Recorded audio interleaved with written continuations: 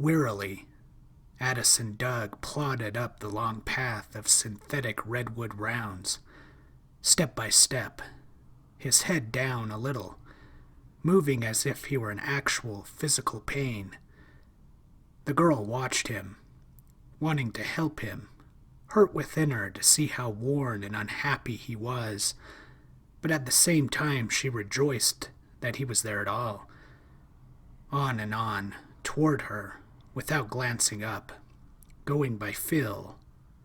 Like he's done this many times, she thought suddenly. Knows the way too well. Why? "Addie," she called, and ran toward him. "They said on the TV you were dead. All of you were killed." He paused, wiping back his dark hair, which was no longer long. Just before launch they had cropped it, but he had evidently forgotten. "You believe everything you see on TV?" he said, and came on again, haltingly, but smiling now, and reaching up for her. God, it felt good to hold him, and to have him clutch at her again, with more strength than she had expected. "I was going to find somebody else," she gasped, "to replace you." "I'll knock your head off if you do," he said. "Anyhow, that isn't possible. Nobody could replace me." "But what about the implosion?" she said. "On re-entry, they said—" "I forget," Addison said, in the tone he used when he meant, "I'm not going to discuss it." The tone had always angered her before, but not now. This time she sensed how awful the memory was. "I'm going to stay at your place a couple days," he said, as together they moved up the path toward the open front door of the tilted A-frame house. "If that's okay, and Benz and Crane will be joining me later on, maybe even as soon as tonight. We've got a lot to talk over and figure out." "Then all three of you survived." She gazed up into his careworn face. "Everything they said on TV."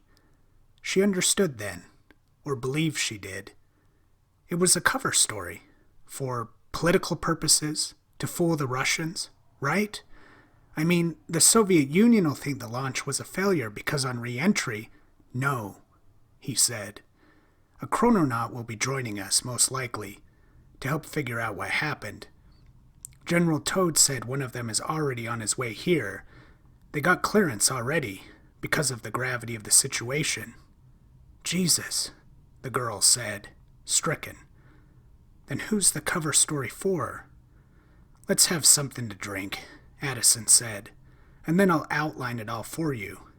Only thing I've got at the moment is California brandy." Addison Doug said, "I'd drink anything right now, the way I feel." He dropped to the couch, leaned back, and sighed a ragged, distressed sigh as the girl hurriedly began fixing both of them a drink. The FM radio in the car yammered, grieves at the stricken turn of events precipitating out of an unheralded, official nonsense babble, Crane said, shutting off the radio. He and Benz were having trouble finding the house, having only been there once before. It struck Crane that this was a somewhat informal way of convening a conference of this importance, meeting at Addison's chick's pad out here in the boondocks of Ojai. On the other hand, they wouldn't be pestered by the curious, and they probably didn't have much time. But that was hard to say. About that no one knew for sure. The hills on both sides of the road had once been forests, Crane observed. Now housing tracts, and their melted, irregular plastic roads marred every rise in sight. "I'll bet this was nice once," he said to Benz, who was driving. "The Los Padres National Forest is near here," Benz said. "I got lost in there when I was 8. 4 hours I was sure a rattler would get me. Every stick was a snake." "The rattler's got you now," Crane said. "All of us," Benz said. "You know," Crane said, "it's a hell of an experience to be dead. Speak for yourself. But technically, if you listen to the radio and TV," Benz turned toward him. his big gnome face bleak with admonishing sternness. We're no more dead than anyone else on the planet. The difference for us is that our death date is in the past, whereas everyone else's is set somewhere in an uncertain time in the future. Actually, some people have it pretty damn well set, like people in cancer wards. They're as certain as we are. More so. For example, how long can we stay here before we go back? We have a margin, a latitude that a terminal cancer victim doesn't have. Crane said caustically, "The next thing you'll be telling us to cheer us up is that we're in no pain." Addie is. I watched him lurch off earlier today. He's got it psychosomatically. Made it into a physical complaint, like gods kneeling on his neck. You know, carrying a much too great burden that's unfair. Only he won't complain out loud, just points now and then at the nail hole in his hand. He grinned. Eddie has got more to live for than we do. Every man has more to live for than any other man. I don't have a cute chick to sleep with, but I'd like to see semis rolling along the Riverside Freeway at sunset a few more times. It's not what you have to live for, it's that you want to live to see it, to be there. That's what is so damn sad. They rode on in silence. In the quiet living room of the girl's house, the three Tempunauts sat around smoking, taking it easy. Addison Doug thought to himself that the girl looked unusually foxy and desirable in her stretch-tight white sweater and microskirt, and he wished, wistfully, that she looked a little less interesting. He could not really afford to get embroiled in such stuff at this point. He was too tired. "Does she know?" Ben said, indicating the girl. "What this is all about? I mean, can we talk openly? It won't wipe her out?" "I haven't explained it to her yet," Addison said. "You goddamn well better," Crane said. "What is it?" the girl said, stricken, sitting upright with one hand directly between her breasts, as if clutching at a religious artifact that isn't there, Addison thought. "We got snuffed on re-entry," Ben said. He was, really, the cruelest of the three, or at least the most blunt. "You see, Miss Hawkins," the girl whispered. "Glad to meet you, Miss Hawkins." Ben surveyed her in his cold, lazy fashion. "You have a first name, Mary Lou." "Okay, Mary Lou," Ben said. To the other two men he observed, "Sounds like the name a waitress has stitched on her blouse. Mary Lou's my name, and I'll be serving you dinner and breakfast and lunch and dinner and breakfast for the next few days or however long it is before you all give up and go back to your own time. That'll be $53.08, please, not including tip, and I hope you all never come back, you hear?" His voice had begun to shake. His cigarette, too. "Sorry, Miss Hawkins," he said then. "We're all screwed up by the implosion at re-entry time. As soon as we got here in ETA, we learned about it. We've known longer than anyone else. We knew as soon as we hit emergence time. But there's nothing we could do," Crane said. "There's nothing anyone can do," Addison said to her, and put his arm around her. It felt like a deja vu thing, but then it hit him. We're in a closed time loop, he thought. We keep going through this again and again, trying to solve the re-entry problem. Each time imagining it's the first time, the only time, and never succeeding. Which attempt was this? Maybe the millionth? We have sat here a million times, raking the same facts over and over again and getting nowhere. He felt bone-weary thinking that, and he felt a sort of vast philosophical hate toward all other men, who did not have this enigma to deal with.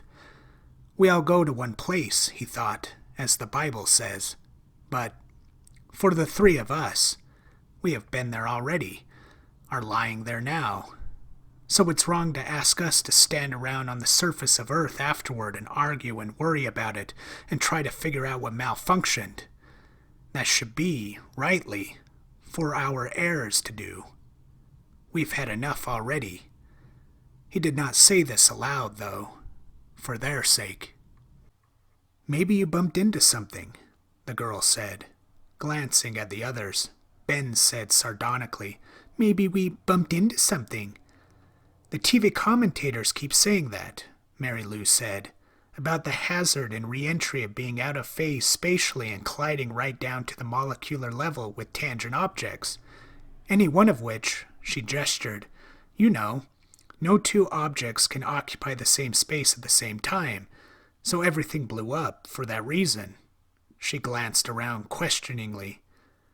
That is the major risk factor, Crane acknowledged, at least theoretically, as Dr. Feen at Planning calculated when they got into the hazard question. But we had a variety of safety locking devices provided that function automatically. Re-entry couldn't occur unless these assists had stabilized us spatially, so we would not overlap. Of course, all those devices, in sequence, might have failed, one after the other. I was watching my feedback metric scopes on launch, and they agreed, every one of them, that we were phased properly at the time, and I heard no warning tones. Saw none neither. He grimaced. At least it didn't happen then. Suddenly Ben said, "Do you realize that our next of kin are now rich? All our federal and commercial life insurance payoff. Our next of kin. God forbid, that's us, I guess. We can apply for tens of thousands of dollars, cash on the line. Walk into our broker's offices and say, 'I'm dead. Lay the heavy bread on me.'" Addison Doug was thinking the public memorial services that they have planned after the autopsies. That long line of black-draped cads going down Pennsylvania Avenue with all the government dignitaries and double-dome scientist types. And we'll be there. Not once, but twice. Once in the oak, hand-rubbed, brass-fitted, flag-draped caskets, but also maybe riding in open limos, waving at the crowds of mourners. "The ceremonies," he said aloud. The others stared at him, angrily, not comprehending, and then, one by one, they understood. He saw it on their faces. "No," Benz grated. "That's impossible." Crane shook his head emphatically. "They'll order us to be there, and we will be, obeying orders." "Will we have to smile?" Addison said. "To fucking smile." "No," General Toad said slowly, his great wattled head shivering about on his broomstick neck, the color of his skin dirty and mottled, as if the mass of decorations on his stiff board collar had started part of him decaying away. "You are not to smile, but on the contrary are to adopt a properly grief-stricken manner, in keeping with the national mood of sorrow at this time." "That'll be hard to do," Crane said. The Russian chrononaut showed no response. His thin, beaked face, narrow within his translating earphones, remained strained with concern. "The nation," General Toad said, "will become aware of your presence among us once more for this brief interval. Cameras of all major TV networks will pan up on you without warning, and at this time, the various commentators have been instructed to tell their audiences something like the following." He got out a piece of typed material, put on his glasses, cleared his throat, and said, "We seem to be focusing on three figures riding together. Can't quite make them out, can you?" General Toad lowered the paper. At this point, they'll interrogate their colleagues extempore. Finally, they'll exclaim, "Why, Roger," or Walter, or Ned, as the case may be, according to the individual network. "Or Bill," Crane said, "in case it's the Buffonidae network, down there in the swamp." General Toad ignored him. "They will severally exclaim, 'Why, Roger, I believe we're seeing the three Tempunauts themselves. Does this indeed mean that somehow the difficulty—' And then the colleague commentator says in his somewhat more somber voice, 'What we're seeing at this time, I think, David, or Henry, or Pete, or Ralph, whichever it is, consists of mankind's first verified glimpse of what the technical people refer to as emergence time activity, or ETA. Contrary to what might seem to be the case at first sight, these are not, repeat not, our three valiant Tempunauts as such, as we would ordinarily experience them, but more likely picked up by our cameras as the three of them are temporarily suspended in their voyage to the future. which we initially had reason to hope would take place in a time continuum roughly 100 years from now. But it would seem that they somehow undershot and are here now, at this moment, which of course is, as we know, our present. Addison Doug closed his eyes and thought, Crane will ask him if he can be panned up on by the TV cameras holding a balloon and eating cotton candy. I think we're all going nuts from this. All of us. And then he wondered, how many times have we gone through this idiotic exchange? I can't prove it, he thought wearily, but I know it's true. We've sat here, done this minuscule scrabbling, listened to and said all this crap many times. He shuddered. Each rinky-dink word. What's the matter? Ben said acutely. The Soviet chrononaut spoke up for the first time. When is the maximum interval of ETA possible to your three-man team, and how large a percent has been exhausted by now? After a pause, Crane said, They briefed us on that before we came in here today. We've consumed approximately 1/2 of our maximum total ETA interval. However, General Toad rumbled, we have scheduled the day of national mourning to fall within the expected period remaining to them of ETA time. This required us to speed up the autopsy and other forensic findings, but in view of public sentiment, it was felt, the autopsy, Addison Doug thought, and again he shuddered. This time he could not keep his thoughts within himself, and he said, Why don't we adjourn this nonsense meeting and drop down to pathology and view a few tissue sections enlarged and in color, and maybe we'll brainstorm a couple of vital concepts that'll aid medical science in its quest for explanations. Explanations. That's what we need. Explanations for problems that don't exist yet. We can develop the problems later. He paused. Who agrees? I'm not looking at my spleen up there on the screen, Ben said. I'll ride in the parade, but I won't participate in my own autopsy. You could distribute microscopic purple-stained slices of your own gut to the mourners along the way, Crane said. They could provide each of us with a doggy bag. Right, General? We can strew tissue sections like confetti. I still think we should smile. I have researched all the memoranda about smiling, General Toad said, riffling the pages stacked before him. And the consensus at policy is that smiling is not in accord with national sentiment, so that issue must be ruled closed. As far as your participating in the autopsical procedures, which are now in progress, we're missing out as we sit here, Crane said to Addison Doug. I always miss out. Ignoring him, Addison addressed the Soviet chrononaut. Officer Angauki, he said in his microphone, dangling on his chest. What in your mind is the greatest terror facing a time traveler? That there will be an implosion due to coincidence on re-entry, such as has occurred in our launch? Or did other traumatic obsessions bother you and your comrade during your own brief but highly successful time flight? And Gauki, after a pause, answered, Our Plenya and I exchanged views at several informal times. I believe I can speak for us both when I respond to your question by emphasizing our perpetual fear that we had inadvertently entered a closed time loop and would never break out. You'd repeat it forever? Addison Doug asked. Yes, Mr. A. Doug, the chrononaut said, nodding somberly. A fear that he had never experienced before overcame Addison Doug. He turned helplessly to Benz and muttered, Shit. They gazed at each other. I really don't believe this is what happened, Ben said to him in a low voice, putting his hand on Doug's shoulder. He gripped hard, the grip of friendship. We just imploded on re-entry. That's all. Take it easy. Could we adjourn soon? Addison Doug said in a hoarse, strangling voice, half rising from his chair. He felt the room and the people in it rushing in at him, suffocating him. Claustrophobia, he realized. Like when I was in grade school, when they flashed a surprise test on our teaching machines, and I saw I couldn't pass it. Please? He said simply, standing. They were all looking at him, with different expressions. The Russian's face was especially sympathetic, and deeply lined with care. Addison wished. "I want to go home," he said to them all, and felt stupid.